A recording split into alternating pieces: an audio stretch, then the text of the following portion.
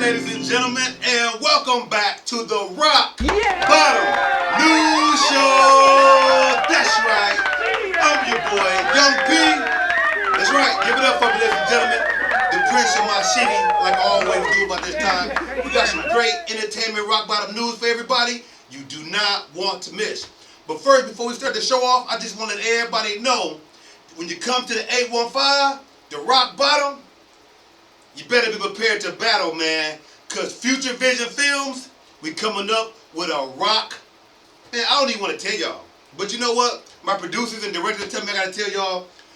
Everybody in the 312-773-779-815 area code, come out and support the Rap Battle City, ladies and gentlemen. Give it up for the Rap Battle City. I'm going to have more information about that. So y'all make sure y'all check that out. Now get this, ladies and gentlemen. On today's Rock Bottom News Show, we're going to be talking about P. Diddy, ladies and gentlemen, picking up a kettlebell, about to knock out the UCLA coach right in the fucking head if he keep fucking around with his son. And we're going to be talking about Rick Ross, just bound out of jail for $2 million, ladies and gentlemen, so you don't want to miss the information about that. One more person we got to talk about, ladies and gentlemen, that we've been missing. Hey, it's your boy Weezy. That's right. Lil Wayne, ladies and gentlemen, a.k.a. Coach. That's right. He just signed with Jay-Z to do this music thing that Jay-Z got going on that's worth billions of dollars. So you don't want to miss the show. Just want to let everybody know I've been missing y'all. I hope y'all been missing me. So let's get the show started, because we at the rock, bottom. Check y'all in a minute. Be right back. Don't go nowhere. Rock Bottom News, baby. Peace. All right, thank everybody for watching the Rock Bottom News Show. I'm your boy, Young P. Appreciate y'all sticking around and watch the entertainment news show. Now, we're going to start the show by talking about P. Diddy, ladies and gentlemen, because everybody know that UCLA coach, man, he was wrong, man. Y'all know he was wrong. Imagine if a football coach was talking to your son like this. Come on, you can move faster than that. Catch the damn ball. What the fuck wrong with you? Are you lazy? Are you stupid or something? Come on, are you dumb? Keep up with the rest of the team. Or you think you're better than everybody else because your daddy's rich? You think you're better than everybody because your daddy's rich? Man, please. Let me tell y'all something. If that would have been my son, I would have been upset too. You just can't be telling somebody's son that they need to pick up because they slack because they suck. How you gonna tell somebody's son, hey, you're not a good football player? What are you even doing on my team? Come on now, that's breaking those kids' spirit. That's taking a lot from those kids and making them feel like they're not worthy, you know. And I think what happened is P. Diddy think that the coach was basically attacking his son because his son has a wealthy father. Now, that could be possible. You know, who says he's not?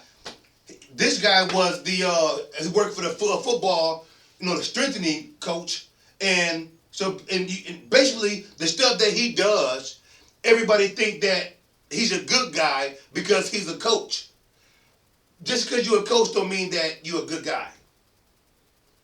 Just because you look at the correction officer that helped the two guys break out of prison. They were good guys. They helped two guys break out of prison. Good guys can turn bad. It happens. You see what I'm saying? So when P. Diddy went upstairs and told him, I just need to talk to you, man, because I was on the sideline listening to you talk to my son, telling my son that he's not good. He's not good enough. Or that he's not strong enough. You can't be talking to my kid like that, man. And the strengthening coach, he knew who P. Diddy was. He knew that was P. Diddy's son. So what do you think? And I know it's going to be a lot of my comments going to be from my white friends. You know, my white friends, they'll tell you quick. Just because you're rich and you're black don't mean you got the power to do what you want. And I try to tell my white friends. I tell them, because I got real white friends. Every day I hang out with them, these my buddies. I try to tell my friends, hey, it's not about because you're rich, you can feel like you can do what you want to. It's just the principle, when you are rich, you are a target to people, and they think that you think you better than regular people. I don't know. It could be true. I don't think that P. Diddy's son deserves to be talked to like that. So we're going to go ahead and just say, P. Diddy, You almost took a charge for your son. Everybody, it wasn't no felony. It was a misdemeanor. They made sure it was a misdemeanor because he didn't use the kettlebell to hit the guy with. He didn't use the kettlebell as a weapon. So it's going to be a misdemeanor charge on P. Diddy, which is cool because that would have been the other way around. That would have been a black coach doing that to a white kid. And then his parents would have did that. It wouldn't have never made it this far. So we're going to sweep this up under the rug, act like this never made it that far, even though P. Diddy, hey, you stood up for your son, and if any other coach talks to your son like that again, hopefully you go talk to him and confront him as well. Don't pick up no weapon or nothing. I know he's a strengthening coach, but don't pick up no weapon. Do him like you did Drake. Bow! See, he don't know you got a record of bow, hitting the nigga upside the head. But next time, don't pick up no kettlebell. Do him like you did Drake and make him run about the motherfucking college. You know what I'm saying? So, enough of that story. Just want to say, big up to P. Diddy. Everybody happy that you're not getting up felony about this because you got to stand up for your rights. Stand up for what you believe in because that's what I would have did. Now, we're going to go ahead and move on to the story, ladies and gentlemen. Talk about Rick Ross. He just bonded out of jail for $2 million. Woo! $2 million. But get this. That's not... You know, he's the boss. He's the boss. That's what he said, right? Made back music. So get this. One thing I want to let everybody know, he purchased the house. Not just purchased it, but he bought, who's that, Holyfield? He bought Holyfield, old mansion, $5.8 million. So really, $2 million, that's a lot of money. But when you buying houses like that, you buying houses so that way you have some value to sell if you need to. But the reason why I'm talking about the house because Rick Ross went to jail because two of his workers, they threw a party without even telling Rick Ross at his crib. Woo! Listen, you bought a house for $5-point-something million. You go out of town and find out your homies then threw a whole party in your $5-point-something million house without telling you about it. Now you got everybody from the hood at your crib in your party just enjoying Rick Ross' house.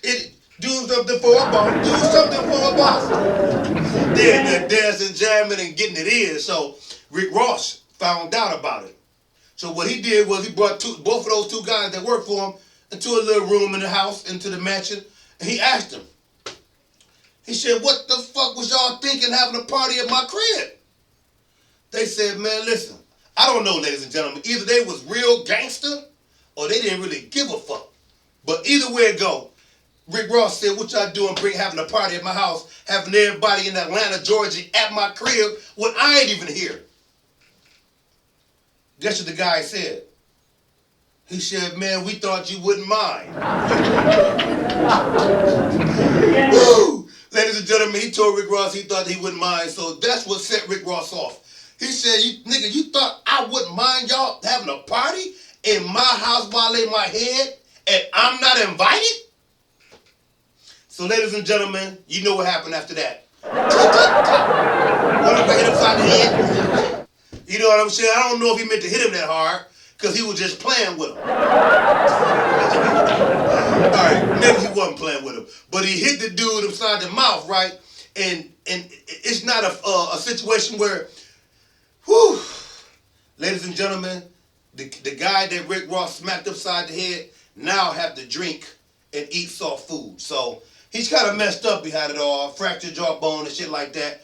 But I don't think Rick Ross meant to hit him that hard. It was just so much emotions. My crib, nigga? So that's what happened. Rick Ross bonded out. Hopefully him and them two guys, they could talk about it and resolve some issues. Because, you know, Rick Ross just opened up a new little office in Atlanta, Georgia. It's called You Dig. It's a picture of him and two shovels saying you dig. You feel me? And over the weekend, some guy over the 4th of July weekend, a couple of guys came through there shooting up the cars and shit and hit the glass window. They trying to let Rick Ross know, man, you better apologize for fucking little homie up. Because that was my little cousin. That was his cousins, man. Y'all squash that beef because it's getting out of hand. Nobody needs to get killed behind it. So Rick Ross, hope he can call those two guys and have a meeting with them. Tell everybody to squash that beef.